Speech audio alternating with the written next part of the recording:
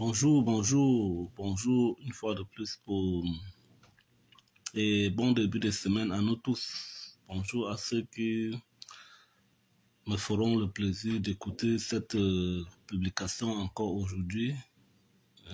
Pour ceux qui ne me connaissent pas, je suis Joseph, je suis ingénieur minier de formation. Je parle sur cette page de l'entrepreneuriat minier, non seulement de l'entrepreneuriat minier, je parle des informations, je partage les informations du secteur minier. Je parle aussi des formations du secteur minier. Donc, c'est une page entièrement dédiée aux activités minières, c'est-à-dire de l'exploitation, de la recherche, du développement, de l'exploitation, de la fermeture, jusqu'à la fermeture des sites miniers. En fait, c'est une page entièrement dédiée aux activités minières, c'est-à-dire que ce soit dans l'exploitation artisanale, que ce soit dans l'exploitation semi-mécanisée, que ce soit dans l'exploitation industrielle, que ce soit dans les carrières. Donc, cette page est entièrement dédiée aux activités minières. Donc, pour ceux qui ne connaissent pas, vous pouvez également partager avec moi les informations que vous avez sur un projet minier. Si vous voulez qu'on en parle, vous pouvez également me l'envoyer directement par mon contact WhatsApp, ou alors vous pouvez laisser un commentaire en bas d'une de mes publications et puis on va en discuter. C'est-à-dire, vous avez peut-être un sujet que vous voulez qu'on discute, que vous soyez étudiant, que vous soyez travailleur, que vous soyez entrepreneur dans le secteur minier, vous pouvez toujours partager avec moi une information capitale, ou alors une information que vous voulez qu'on discute à propos. Ou pas des informations à caractère politique, non, pas des informations à caractère politique, non, il n'y a pas, je ne fais pas la politique. Donc, si vous avez quelque chose, peut-être une actualité, ou peut-être un fait majeur que vous êtes parvenu dans vos projets miniers au cours de votre développement, vous avez besoin de conseils pour des projets miniers, pour que ce soit dans la mine artisanale, que ce soit dans l'exploitation de carrières, que ce soit dans une mine industrielle, vous pouvez toujours partager avec moi et on va discuter sur cette page. Alors, depuis un certain temps, j'avais relancé les activités sur cette page concernant, j'ai choisi de commencer par l'entrepreneuriat et l'investissement dans le secteur minier. Je rappelle que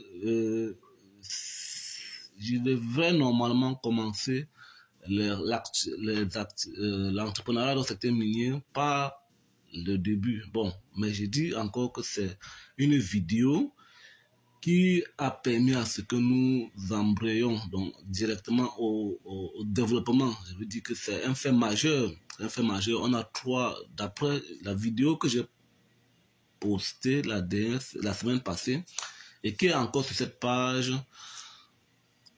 faisant état de ce que le Cameroun serait en train de lancer 3 projets miniers actuellement. Donc, j'ai donc saisi ce bon pour pouvoir montrer à certaines personnes les entreprises qui pouvaient créer, parce que le secteur minier est opaque.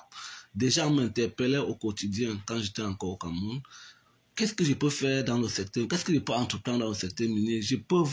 Quelle est l'activité que je peux vraiment faire pour pouvoir créer une entreprise, que l'entreprise ça puisse marcher. Donc, c'est pour cette raison que j'ai créé cette page, parce qu'actuellement, 3 projets miniers, ce n'est pas de moindre, c'est quand même une très grande transformation de l'industrie minière. Donc, j'ai commencé depuis le mois de novembre jusqu'à ce moment, j'ai parlé d'un certain nombre d'entreprises que vous pouvez mettre sur pied afin de pouvoir générer votre argent.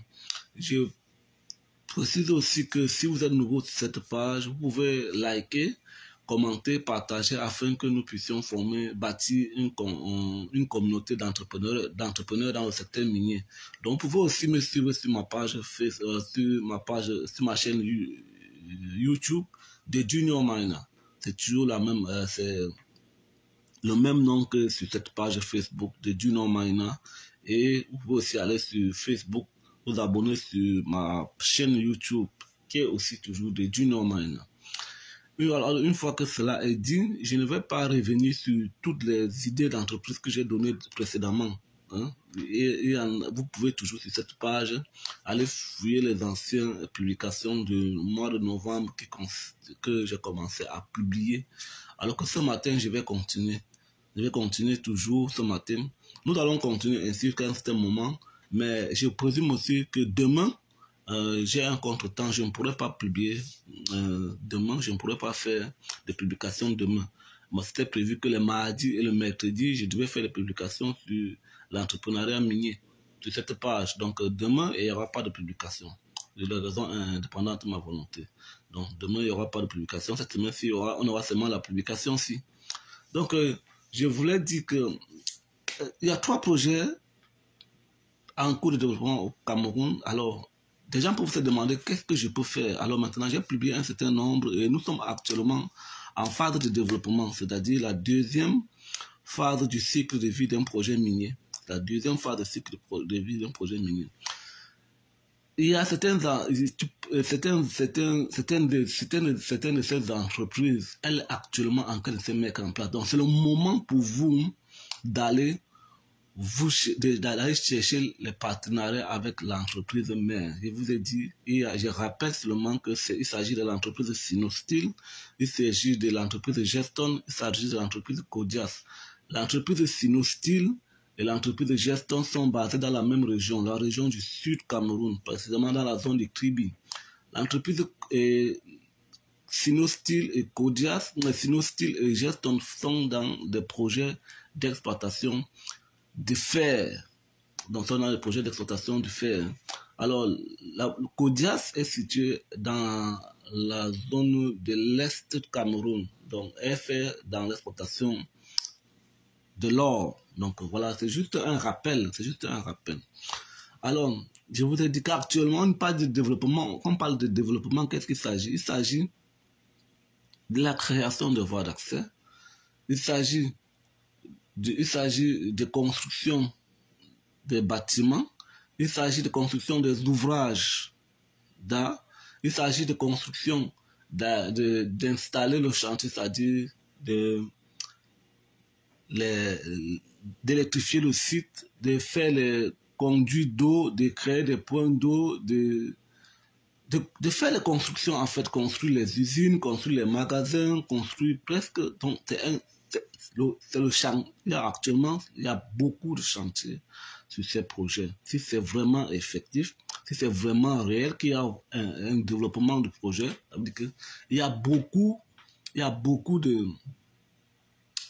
d'entreprises qui pourront venir sous-traiter. Alors c'est le moment pour certains. La sous-traitance pourra continuer après cette phase de développement. Alors, pour certains, après le développement, ils ne pourront plus continuer, sauf s'ils vont seulement se transformer leur entreprise en dans d'autres activités. Pour certains, ils vont continuer jusqu'à la fin du projet, c'est-à-dire développement, exploitation, réhabilitation, restauration du site. Pour certains, ils vont être là si à jamais ils travaillent bien avec l'entreprise. Je vous ai dit qu'un projet, que ce soit le fer, que ce soit les deux projets qui exploitent le fer, ce n'est pas des projets de 10 ans, ce sont des projets de moins de 20 ans. On ne lance pas une exploitation du fer pour 5 ans, 10 ans, non. Les projets d'exploitation du fer sont faits au moins sur 20 ans, 30, 40, 50 ans. Donc, imaginez-vous qu'entreprise est en train de faire 20, 30, 40 ans avec la même société. Et je vous ai expliqué aussi que la mine est culturelle. Et les entreprises minières sont fidèles. C'est-à-dire que si une entreprise minière décide de travailler avec toi, commence à travailler avec toi, elle pourra travailler avec toi pendant plus de 100 ans. Si vous êtes honnête et que si vous êtes un bon partenaire, vous pourriez travailler avec la même entreprise pendant plusieurs années. Et je vous ai aussi dit que la mine est culturelle. C'est-à-dire que tout ce qui se fera sur le site, c'est une technologie et une technique chinoise qui sera mise en exergue sur les projets qui sont en partenariat avec les Chinois. Alors maintenant, quand je l'ai dit, j'ai dit que nous sommes actuellement en phase de développement. C'est un rappel. Et qu'est-ce que ça veut dire? Il y a au moins 200 personnes. Donc ce matin, j'ai annoncé hier que je devais parler ce matin uniquement du recyclage des huiles de vidange et de la banque ou des finances. Qu'est-ce que j'entends par recyclage? Recyclage des huiles. Vous savez qu'actuellement, et il en sera ainsi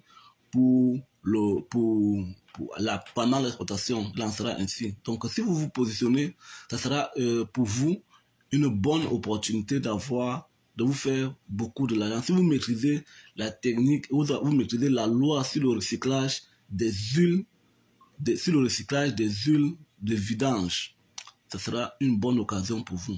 Qu'est-ce qu'il s'agit? Il s'agit de quoi? Il s'agit de ce que les entreprises, les engins, tous les gros, c'est ça, actuellement, ce sont les engins, c'est beaucoup plus la manutention. C'est-à-dire que les engins vont décaper le terrain, des engins vont transporter le stérile pour aller constituer le terril. Il va falloir beaucoup d'engins actuellement. Donc, il y a beaucoup de mécanisation actuellement. Et les engins consomment de l'huile, de la graisse et de l'essence, du gasoil, je veux dire.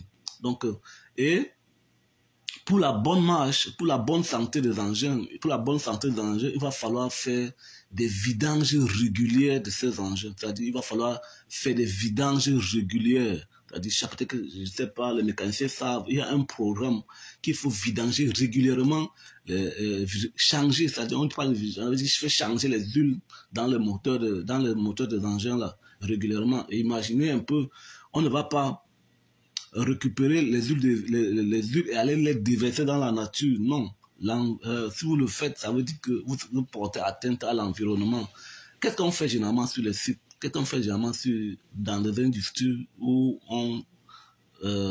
qui consomment beaucoup des huiles de vidange? On recueille ces huiles de vidange, on les stocke quelque part. On les stocke pour pouvoir attendre une entreprise qui est capable de faire le recyclage de ces huiles-là. Imaginez un peu. Donc, si vous pouvez créer une entreprise, si vous maîtrisez donc cette technique qui permet de faire le recyclage des huiles moteurs, voilà donc une opportunité pour vous. Je vous ai dit ce matin, voilà une opportunité. Si vous pouvez créer votre entreprise qui va faire le recyclage des huiles moteurs, c'est une bonne occasion pour vous. Je vous ai dit, actuellement, on peut avoir, si c'est vrai que les projets sont vraiment en cours de développement, ça veut dire qu'on peut avoir au moins 100 camions, peut-être 15 pelles qui vont travailler nuit et jour, peut-être parfois 3 équipes qui vont travailler nuit et jour. Donc, il faut que ces engins soient en bonne santé pour pouvoir répondre à la demande du travail. Pour répondre à l'intensité du travail. Donc, il va falloir faire la vidange régulière pour pouvoir que les engins soient en bonne santé. Donc, pour vous, si vous connaissez, il y a une loi. Donc, il faut que il y a une loi c'est-à-dire, c'est le secteur de l'environnement. Donc, vous pourrez vous rapprocher du ministère de l'Environnement. Vous prenez vos agréments. Vous dites, OK, moi, je veux seulement recycler les huiles de vidange. C'est un bon marché pour vous. Imaginez, vous êtes en train de le faire pendant le développement, parce qu'actuellement, c'est le développement. Vous êtes en train de le faire pendant l'exploitation, pendant la réhabilitation et la restauration du site. Votre entreprise est en train de gagner seulement. Vous vous occupez rien que de ça dans le projet minier. Dites-moi un peu, combien est-ce que vous pourrez gagner en 20 ans? Peut-être que vos petits-enfants pourront continuer le projet quand vous ne serez plus là. Donc, voilà ce matin, une autre entreprise que vous pourriez créer à ce moment précis. Ou alors, si vous existez déjà quelque part dans la ville quelque part dans une ville du Cameroun, courez aussi rapidement vers ces entreprises qui sont en cours de développement, proposez vos services. Et si à jamais vous ne connaissiez pas, rapprochez-vous du ministère de l'Environnement, parce que du recyclage, c'est du ressort du ministère de l'Environnement. Prenez vos agréments, courez à Tribi, cherchez à rencontrer les entreprises, présentez votre projet et présentez votre expérience. La chose que vous devez faire, c'est que dans votre équipe, il faut qu'il y ait un environnementaliste et qu'il y ait quelqu'un qui que vous ayez le matériel, que vous ayez une base. Donc, il faut présenter ça à l'entreprise. Il faut présenter que vous ne le prenez pas pour aller déverser dans la nature. Non. Parce que si vous déversez dans la nature, ça va retomber sur l'entreprise. On va dire que l'entreprise ne s'est pas assurée de ce que vous êtes une personne fiable. C'est-à-dire, vous devez avoir prouvé à l'entreprise que non, vous êtes capable de le faire. Vous êtes capable de le faire et que vous avez des moyens techniques et matériels pour pouvoir le faire. Donc, pour vous ce matin, voilà donc une autre idée d'entreprise que je peux vous conseiller actuellement, d'aller créer ou alors, si ça existe déjà, de courir et chercher à gagner votre part de marché étant comme une sous-traitante de l'entreprise.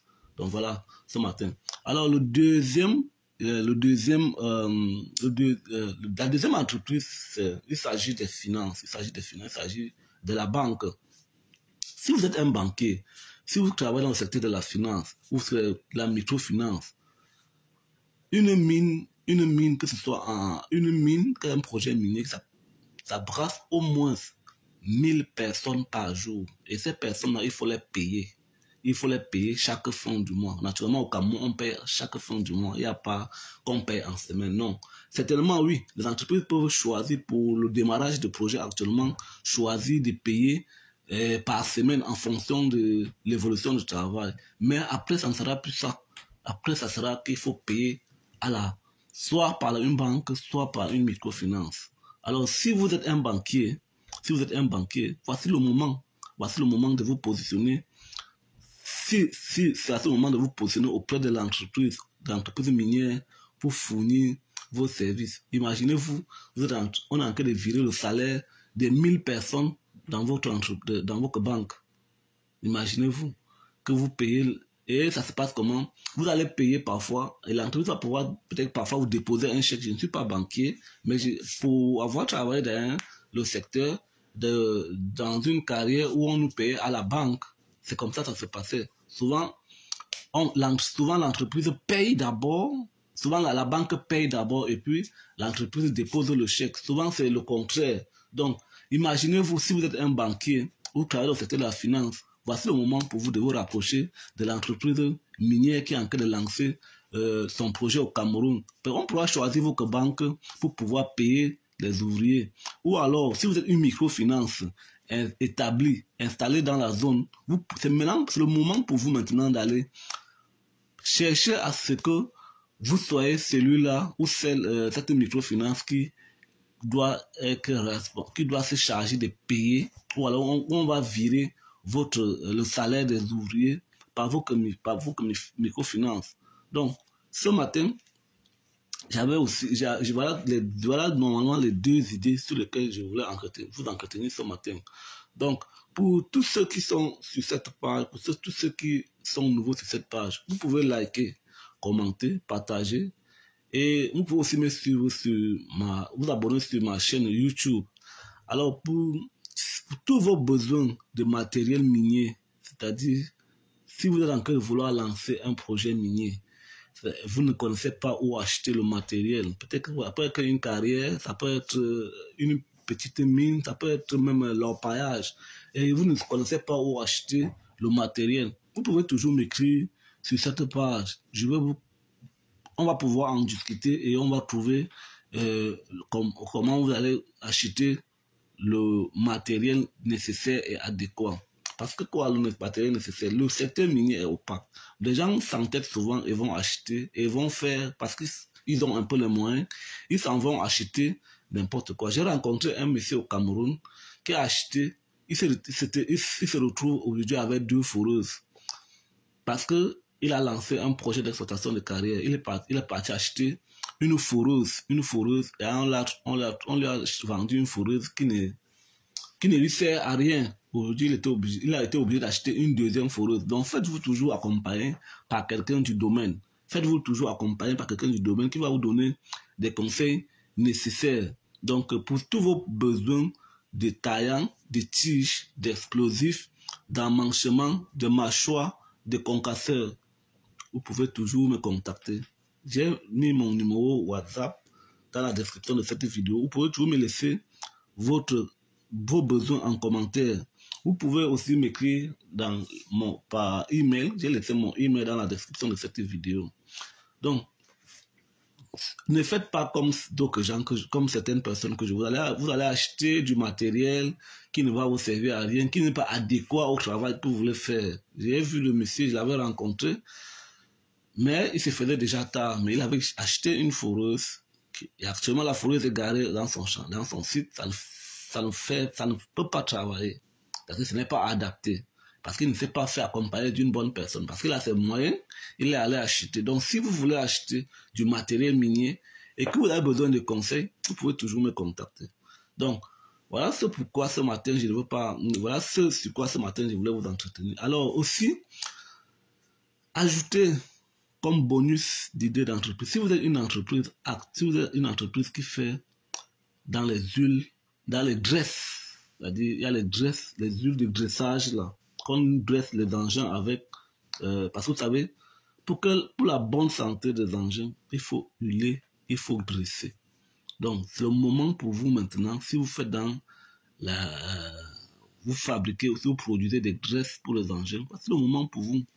Je vous ai dit, normalement, si ça travaille, il y a au moins 100 engins chaque jour qui doivent fonctionner sur le site là, sur les 3 sites. Au moins 100 engins. Imaginez-vous si quand on vous a choisi si vous faites de la bonne graisse, la graisse de qualité, adaptée.